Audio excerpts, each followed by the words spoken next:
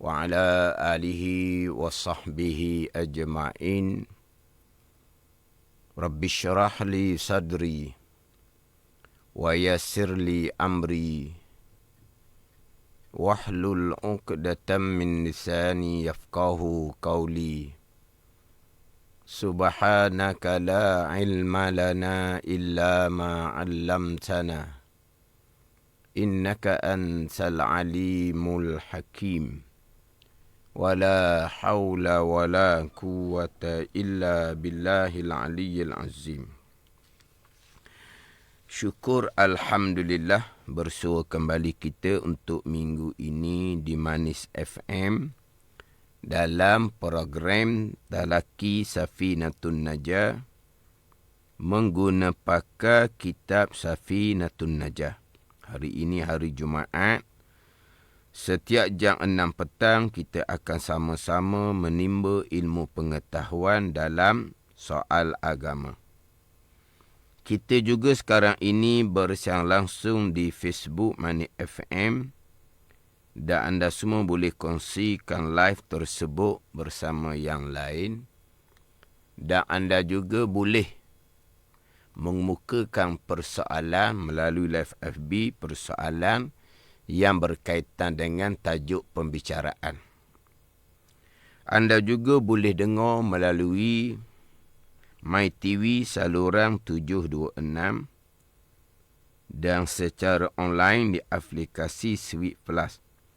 Semoga segala ilmu yang saya kongsikan kita dapat sama-sama amalkan. Jadi insya-Allah untuk petang ini,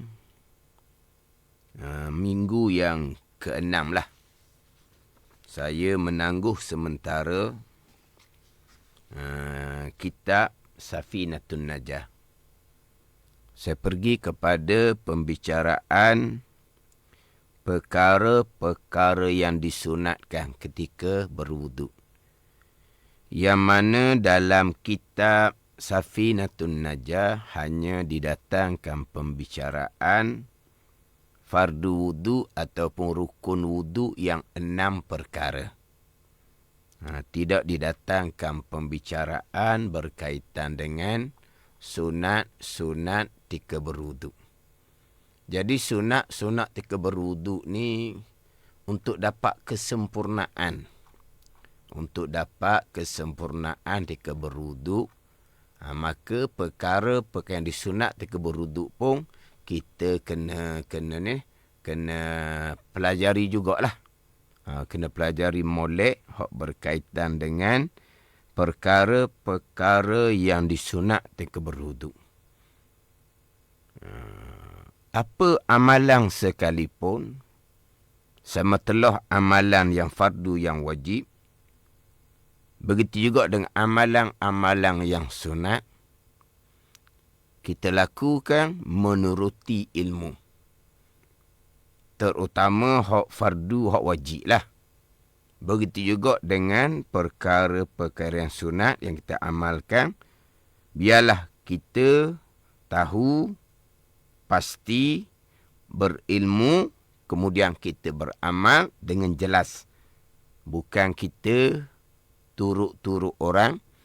Kita buat dengan rasa-rasa kita, gamuk-gamuk kita, sesedak kita ada apa yang kita lakukan.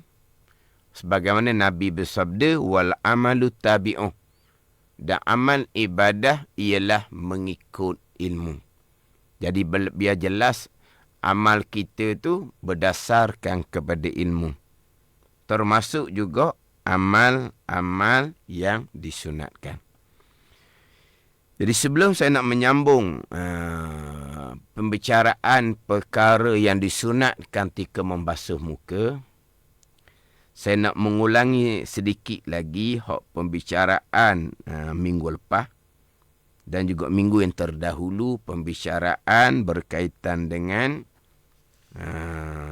ketika berkomo-komo dan memasukkan air ke dalam hidung, sunnah Nabi SAW dilakukan adalah secara himpun. antara berkomoh-komoh serta memasukkan air ke dalam hidung. Dua-dua ni perkara disunat ketika berwuduk. Disunatkan pula kedua-dua ni berkomoh-komoh dan memasukkan air ke dalam hidung. Disunatkan himpun. Itu satu perkara sunat yang berasingan. Kemudian himpun tadi disunatkan dengan 6 cekok air.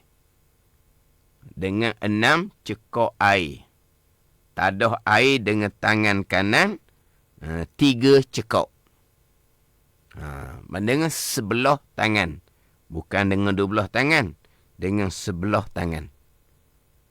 Ini adalah sunnah Nabi SAW.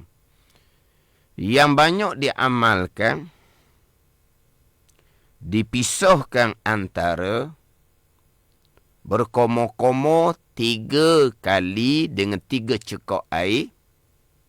Kemudian dipisahkan dengan memasukkan air ke dalam hidung 3 kali dengan 3 cekok air.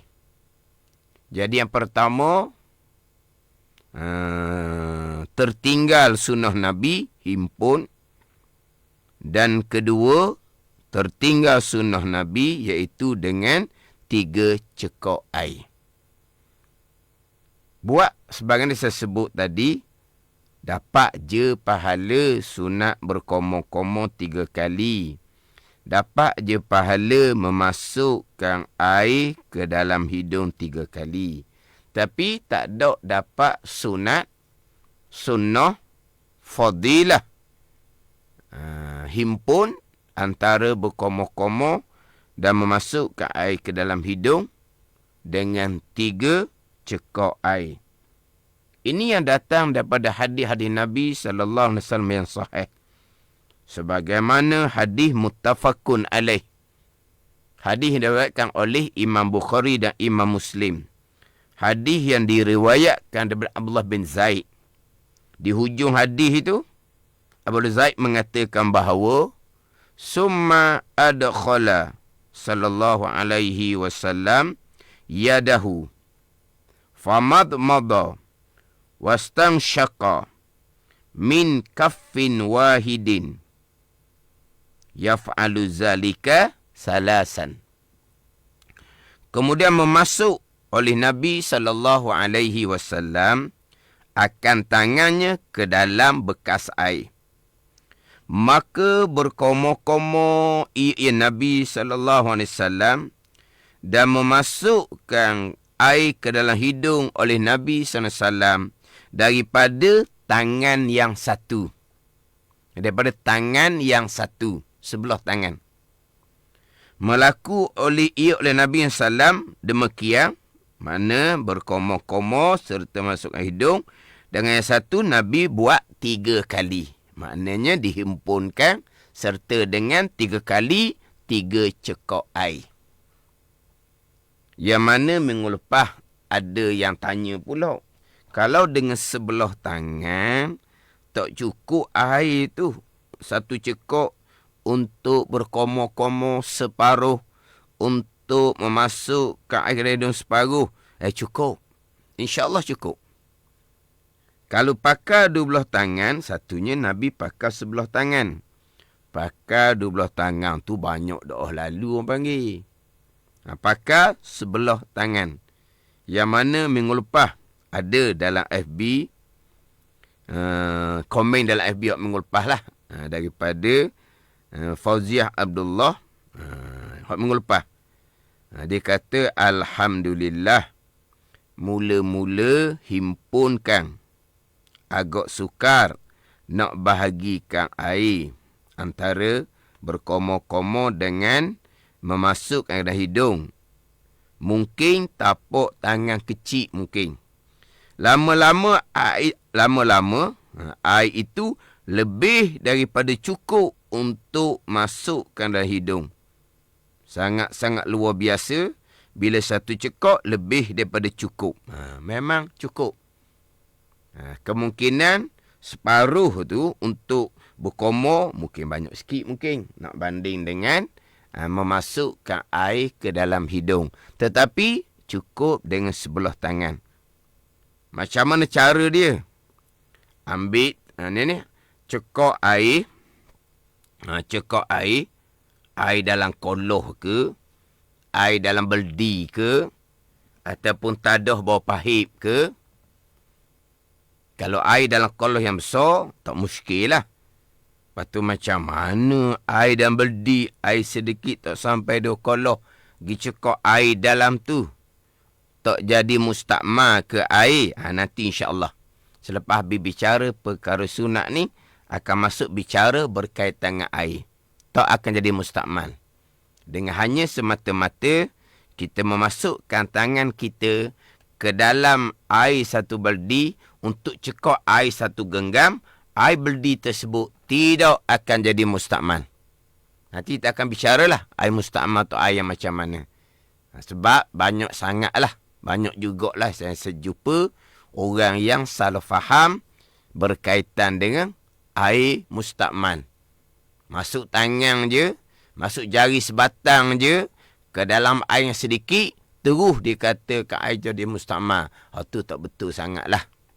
Itu tak betul sangat. InsyaAllah nanti habis bicara perkara yang disunat dengan berwuduk nanti, akan pergilah pada pembicaraan berkaitan dengan air dalam kitab Safinatun Najah nanti, selepas kita kembali kepada kitab Safinatun Najah.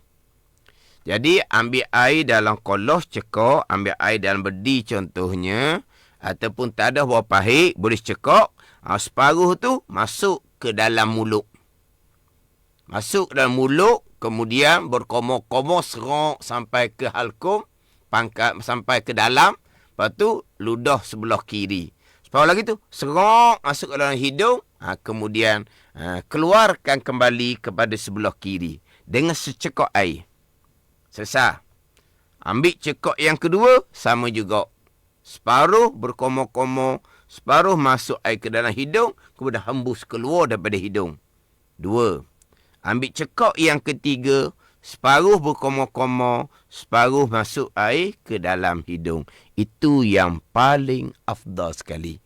Itulah sunnah Nabi SAW. Jadi kalau selama ni duduk masuk air ke dalam hidung. Pada ni. Ada orang balas tu dia kata ambil air guna tapak tangan yang sebelah saja. Tu cekok dia masuk dia. Tu wallahualam lah. InsyaAllah lah boleh faham lah. Jadi kalau yang mengikuti ni bukan orang Terengganu, kalau adalah perkataan saya tu kurang difahami, sabarlah. Sabar. Sebab saya dapat maklum balahnya memanglah setengah-setengah. Orang ni dia mungkin ambil masa sedikit lah untuk memahami slang logat yang saya gunakan. Walaupun insyaAllah saya cuba sebut perkataan dengan perkataan yang doklah ke negeri yang sangat. Tapi tak boleh lari lah. Saya orang Terengganu, kenalah ada slang Terengganu. Tak boleh lari. Tapi cuma saya doklah menggunakan logat slang Terengganu ni, hok pure doklah. Tapi hok ada sikit-sikit tu tak boleh lari dah. Sebab penting kita nak menyampaikan ilmu, kita kena kira jugalah. Orang yang nak belajar tu orang yang negeri Terengganu saja ke, ataupun ramai orang luar dari Terengganu. Kita kena jaga jugalah. Sebab untuk supaya dok cekok. Apa cekok ni contohlah. Contoh. Apa cekok ni? Mana ambil air segenggam, separuh masuk dalam mulut berkomor-komor, separuh serong. Tarik kepada hidung, kemudian hembus keluar separuh. Mana himpun dengan 3 cekok air. Kalau buat operasi yang lama tu, tak apalah, tinggal waktunya. Buat hak afdal, hak sunnah Nabi SAW yang disunatkan. Ini penting kepada ilmu ni. Sunat. Betul lah sunat. Betul lah sunat. Tapi sunnah Nabi sallallahu alaihi wasallam. Yang mana sebenarnya sebut mengelepah lah. Kalau tahu, insya-Allah orang akan beramal. Yang tak pernah buat himpun dengan 3 cekok air tu, puncanya apa? Puncanya tak tahu. Puncanya tak belajar. Tu rugi tu. Tu rugi. Maknanya kalau tahu insya-Allah pasti beramal. Orang kita bukan pemalas. Jadi beramal dengan sunnah yang afdal bagi kita ketika berkomo-komo dan memasukkan air ke dalam hidung dengan himpun antara keduanya dengan 3 cekok air. Habis. Ini hak minggu lepas. Kemudian dalam FB ni tak ada soalan dah tu. Hak berkaitan dengan berkomo-komo dan memasukkan air dalam hidung. Ni peher dia kata ni cekok tu Ustaz. Faham tu. Ni orang Kelantan mungkin faham lah. Dia hak biasa sayanya terpandang komen hak agak sulit sikit nak memahami logat ni. Logat Terengganu lah kita katanya. Hak biasa saya tengoknya orang Sabah, orang Sarawak. Orang Sabah, orang Sarawak. Hak biasanya dia payah sikit nak memahami. Sebab dia, dah kalau saya sendiri pun dengar orang Sabah, Sarawak bercakap, payah nak faham juga. Payah nak faham juga. Jadi maknanya dari segi logat slang tu agak jauh sikit. Jadi yang biasa payah nak memahami apa yang saya bicara ni, nak memahami bahasa tu biasa orang Sabah, Sarawak. Tapi alhamdulillah, yang nak belajar dia akan usahakan. Nak 1000 daya, tambah 1000 dalih. Gitu je lah. Tapi yang saya terpandang komen-komen tu, Sabah ke Sarawak ke, alhamdulillah mereka berusaha sebab nak belajar. Jadi selesailah, tak ada dah dalam FB pun tak ada dah. Timbul persoalan berkaitan dengan berkomo-komo dan memasukkan air ke dalam hidung. Nak pergi kepada membasuh muka. Membasuh muka serta berniat itu adalah fardu wuduk yang pertama dan yang kedua. Membasuh muka serta berniat wuduk itu fardu wuduk yang pertama dan fardu wuduk yang kedua. Itu kita sudah selesai bicara dahulu. Dan kalau yang mengikuti Terengganu FM ke melalui FB, yang mengikuti Manis FM ataupun yang mengikuti FB ke, kalau yang terdahulu tu tak mengikuti, boleh tengok balik dalam FB, boleh cari semula dalam FB. Sebab insya-Allah masih lagi dalam FB hak pembicaraan apa yang terdahulu yang saya sebut tadi, fardu wuduk yang pertama niat, fardu wuduk yang kedua membasuh muka. Itu selesai dah. Saya nak pergi pada perkara yang sunat. Ketika membasuh muka, disunatkan kita membasuh muka ni mulai daripada sebelah atas. Basuh muka disunatkan memulai daripada sebelah atas. Dah memanglah. Basuh muka ni orang basuh daripada atas ke bawah.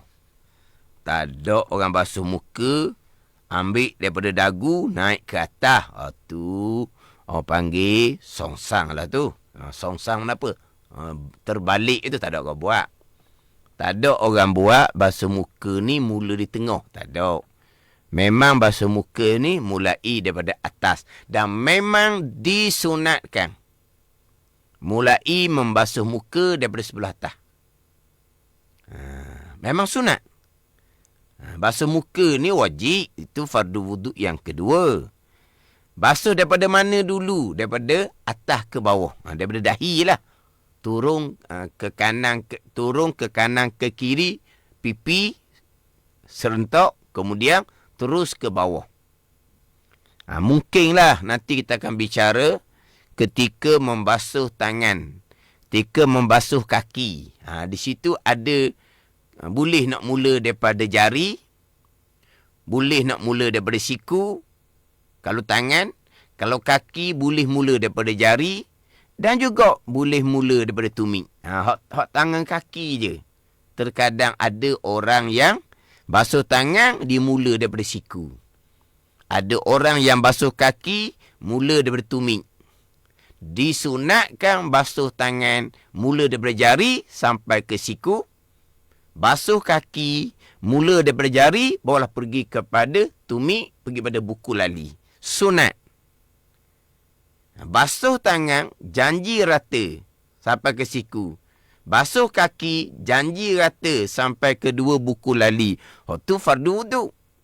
Nak mula tu. Mula daripada jari tangan, mula daripada jari kaki. Tu kadang-kadang ada yang buat, ada yang tinggal. Ada pun basuh muka, mula daripada atas ke bawah, memang orang buat gitu belaka. Memang buat gitu belaka. Basuh muka rata, itu fardu wuduk.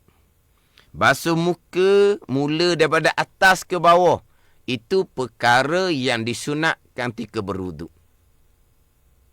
Kita basuh muka daripada atas ke bawah. Memang buat gitu belaka. Itu amalan kita. Basuh muka kita mula daripada atas ke bawah. Itu amalan kita. Kita buat seumpama tu mengikut ilmu ataupun tidak. Ni kita renung sendiri masing-masing. Memang ketika membasuh muka, semua orang akan mula daripada dahi turun ke bawah. Tidak ada orang yang buat songsang dengan mulai daripada dagu naik ke atas. Tidak ada. Semua membasuh muka fardu wuduk. Meratakan ketika basuh muka, tu fardu wuduk. Dan memang orang basuh daripada atas ke bawah. Itu sunat wuduk. Itu sunat ketika berwuduk, ketika membasuh muka. Cuma sekarang ni yang saya tanya tadi, yang kita kena muhasabahnya, kena kira balik. Yang kita basuh muka atas ke bawah ni, bukan bawah ke atas, ataupun mula dari tengah batang hidung ke tidak, mula daripada atas, ikut ilmu ataupun tidak. Basuh muka tu ikut ilmu lah. Sebab wajib basuh muka. Fardu wuduk yang kedua. Tapi basuh muka mula dari atas ke bawah ni, kenapa buat gitu? Mudah buat gitu. Jangan gitu. Hak saya baca hadis Nabi tadi. Wal amalu tabi'uh, Nabi kata. Dan amal ialah mengikut ilmu. Kita basuh muka dari atas kerana mengikut ilmu bahawa basuh muka dari atas hukumnya adalah sunat. Gitu. Baru betul tengok Nabi kata. Wal amalu tabi'uh. Dan bermula amal ialah mengikut ilmu. Mengikut ilmu itulah dipanggil amal. Jadi mana amalan kita, amalan sunat, basuh muka kita mulai daripada atas ke bawah. Kenapa kita buat gitu? Kerana kita belajar molek-molek dah. Ketika membasuh muka, fardu wuduk yang kedua, sunat mulai daripada atas, turun ke bawah. Sebab itulah. Bukan kerana senang buat, suka buat, selesa buat, tidak. Memang kita basuh muka dari atas ke bawah kerana sunat seumpama tu.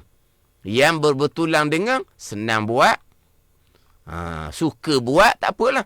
Tapi kita buat gitu, ikut ilmu. Wal amalu tabi'uh, Nabi kata. Dan bermula amal ialah mengikut ilmu. Mengikut ilmu itulah dipanggil amal. Wal amalu mubtada'. Tabi'uh khabar. Kalau ngaji ilmu nahu. Mubtada' khabar ni ain tula, benda sama. Nak panggil amal ialah mengikut ilmu. Mengikut ilmu itulah ia dipanggilkan amal. Macam mana kalau kita basuh daripada atas ke bawah hanya kebetulan? Memang kita buat basuh muka atas ke bawah. Tabi'un ikut ilmu ke kebetulan? Oh, kita buat gitu semua selama ni. Ikut ilmu ke? Tak pernah belajar kata basuh muka ni sunat basuh dari atas ke bawah. Yang kita belajarnya basuh muka tu fardu wuduk yang kedua. Tu tetap dah. Itu fardu wuduk yang kedua.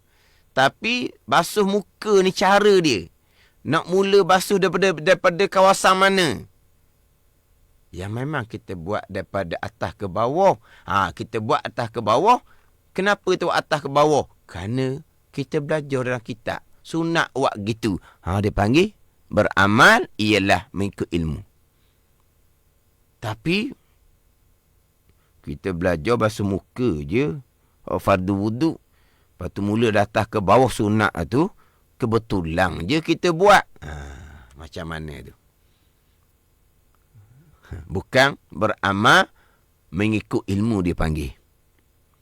Dia dapat pahala amal ke tidak? Sebab tidak mengikut ilmu. Sebab Nabi sebut wal amalu tabi'un. Dan amal yang mengikut ilmu. Maka amal tu dengan niat yang ikhlas dapat pahala. Amal turut ilmu. Amal berdasar kepada ilmu. Dan amal tu dengan ikhlas. Maka amal tu pun dapat pahala. Sebab dipanggil amal. Amal ibadah. Yang pertama mengikut ilmu. Dan amal tadi dengan ikhlas. Maka amal tu dapat pahala. Sebab amal mengikut ilmu sebagaimana yang disabdakan oleh Nabi SAW. Tetapi tadi macam mana dengan kebetulan. Bukan mengikut ilmu. Di sini ulama berbeza pandangan. Satu pandangan, apabila tidak mengikut ilmu, hanya kebetulan betul, tidak dapat pahala, tidak dinamakan amal. Takkan dapat pahala. Satu pandangan, walaupun tidak mengikut ilmu, wal amalu tabi'uh, Nabi kata amal ikut ilmu, walaupun tidak mengikut ilmu, tapi kebetulan. Kebetulan dengan hak sunat. Maka dapat pahala itu pada satu pandangan. Tu. Faham tak ni? Tak apalah.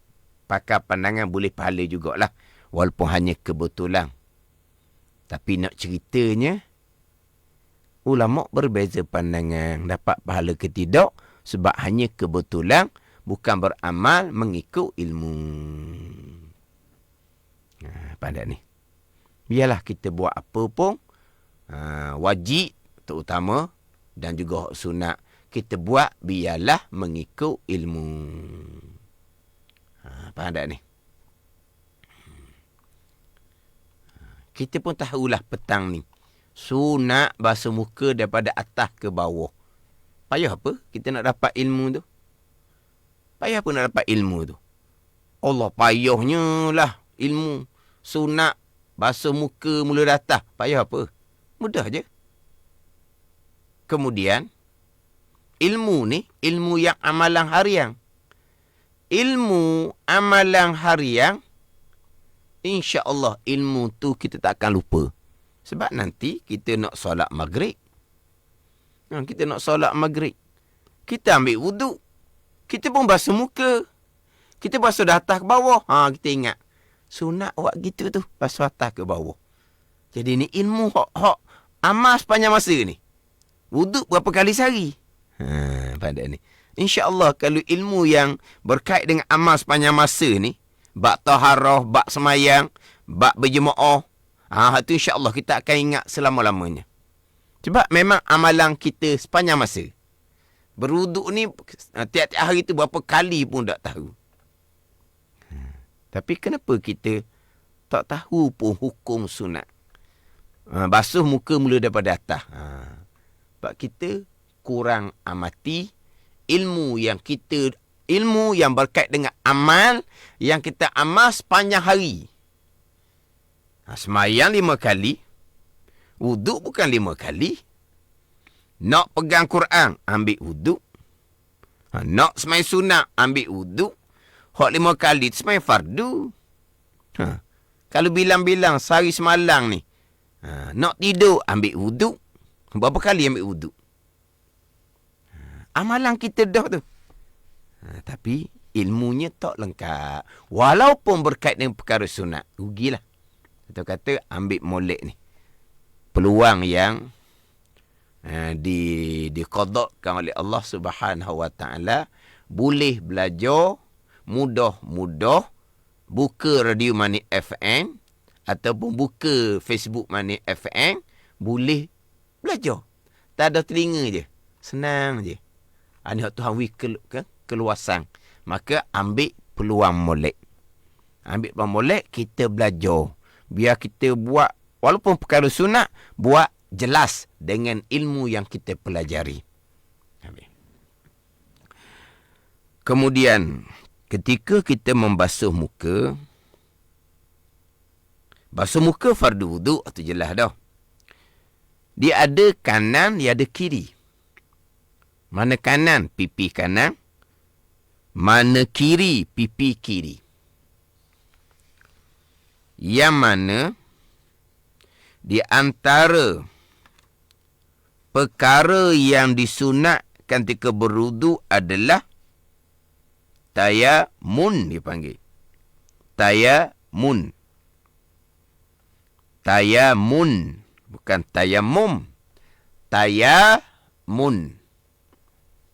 Tayamun ni mendahulukan kanan atas kiri. Kalau dalam kitab disebut tayamun, ya alif, mim, nun. Tayamun. Kita tukar dengan tayamum kan? Tayamum tu bicara lain. Itu ya, mim, mim. Itu tayamum. Ini tayamun, ya alif, mun, tayamunun. Tayamunun, mim, nun. Tayamunun, tayamun. Mendahulukan kanan atas kiri. Kalau dalam kitab biasa disebutnya menganan. Mengkanan ke menganan ke, tak tahulah. Tapi saya sebut panjanglah.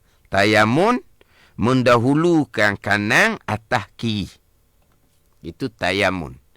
Kalau kitab disebut menganan ataupun mengkanan. Tapi kalau disebut kata menganan, muskil pula lah. Menganang ni. Takut tak faham. Jadi tayamun, mendahulukan kanan atas kiri. Sebab Nabi kasih, Nabi suka mendahulukan kanan atas kiri. Nabi yuhibbut tayamuna fi tatahhurihi wa sya'nihi kulli. Nabi kasih, suka mendahulukan kanan ketika bersuci dan pada kelakuan Nabi sekaliannya. Mana kelakuan Nabi hak mulia, Nabi akan mulai sebelah kanan. Nabi kasih dengan mendahulukan kanan. Jadi ketika berwuduk ni memang ada tuntutan tayamun, mendahulukan kanan atas kiri. Tetapi ketika membasuh muka, antara pipi kanan dengan pipi kiri, walaupun ada sebelah kanan, ada sebelah kiri, tetapi disunatkan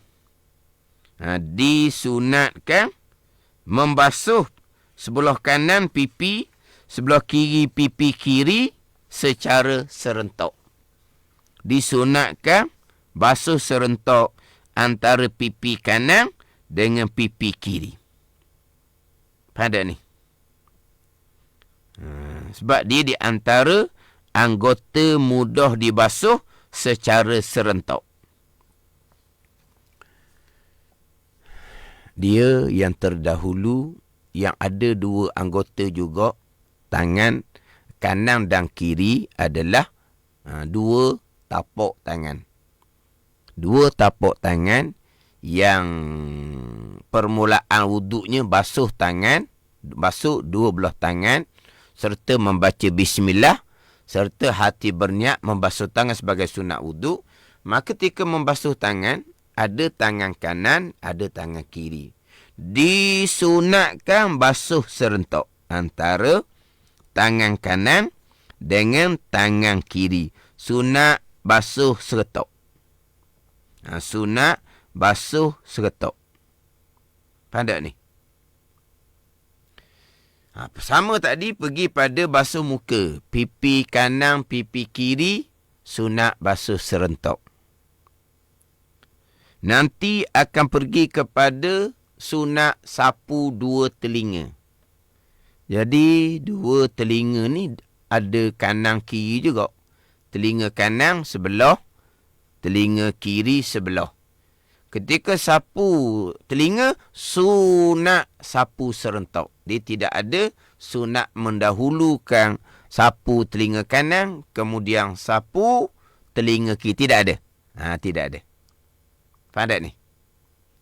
Sunat sapu dua telinga serentak. Yang sunat mendahulukan kanan atas kiri ni sidang pendengar adalah ketika membasuh tangan sampai ke siku fardu wuduk yang ketiga. Sunat basuh tangan kanan dahulu sampai ke siku, barulah basuh tangan kiri. Fardu wuduk yang kelima, membasuh dua belah kaki. Itu pun sunat membasuh kaki kanan dahulu, kemudian basuh kaki kiri. Itu ada sunat mendahulukan kanan atas kiri. Membasuh dua telapak tangan, sunat wuduk yang pertama, disunatkan basuh serentak. Ketika membasuh muka, pipi kanan, pipi kiri, sunat basuh serentak. Ketika sapu telinga, telinga kanan, telinga kiri, sunat sapu serentak. Faham tak tu? Dia tidak ada sunat mendahulukan sebelah kanan.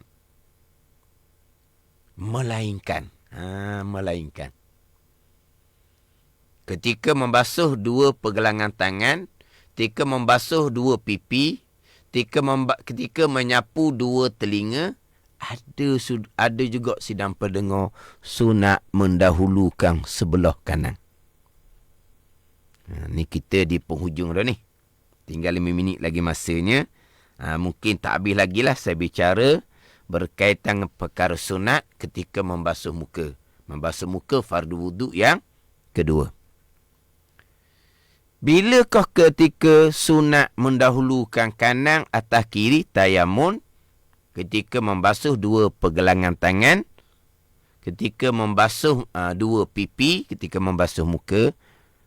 Dan bilakah disunatkan mendahulukan sapu telinga kanan, kemudian barulah sapu telinga kiri. Ada sunat mendahulukan kanan atas kiri juga.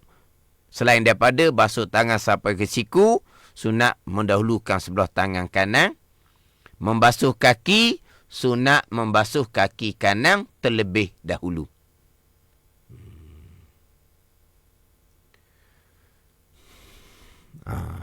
Dalam keadaan kita hanya dapat menggunakan sebelah tangan.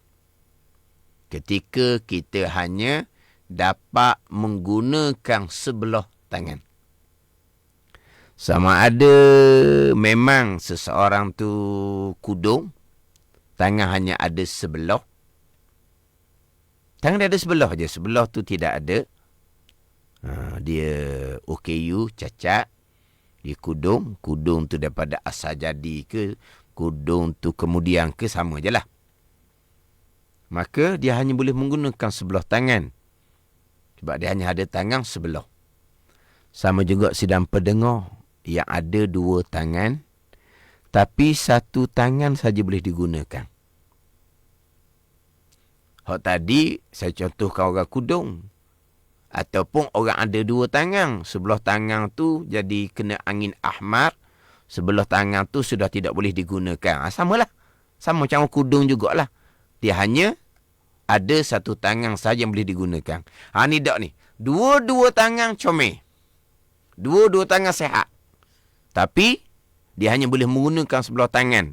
Sebab apa? Sebab sebelah tangan dia kena pegang wayar getah. Faham tak tu? Sebelah tangan dia kena pegang cerek air. Nampak tak? Maknanya ketika berwuduk hanya tangan kanan saja boleh digunakan. Tangan kiri dia pegang wayar getah. Tangan kiri dia pegang cerek air. Itu contoh. Tak apalah, nanti kalau tak sempat minggu hadapan saya ulang balik. Jadi bila dia hanya boleh menggunakan sebelah tangan dia pegang wayar getah, dia pegang cerek air, kita ambil daripada mula-mula.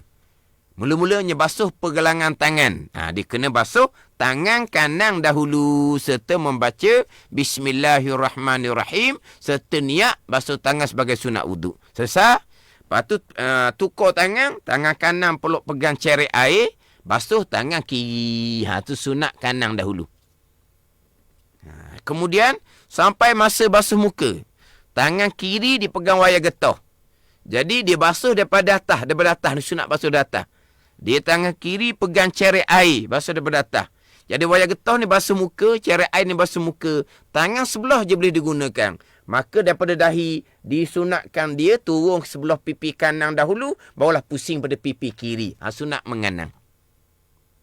Turun kepada pipi kanan dahulu dan turun pada pipi kiri. Mana apa tu? Sunat mendahulukan pipi kanan daripada pipi kiri sebab dia hanya boleh menggunakan sebelah tangan saja. Selesai. Dia pun nak sapu telinga. Dia basah tangan kanan, dia pun mana sebelah tangan dia pegang wayar getah, dia pegang cerek. Jadi dia basah tangan kanan, dia pun sapu telinga kanan terlebih dahulu. Lepas tu wayar getah, cerek air, tangan kanan pula pegang. Dia basah tangan kiri, dia pun sapu telinga kiri pula. Di situ ada sunat mendahulukan telinga kanan, menyapu telinga kanan daripada kemudian barulah menyapu telinga kiri.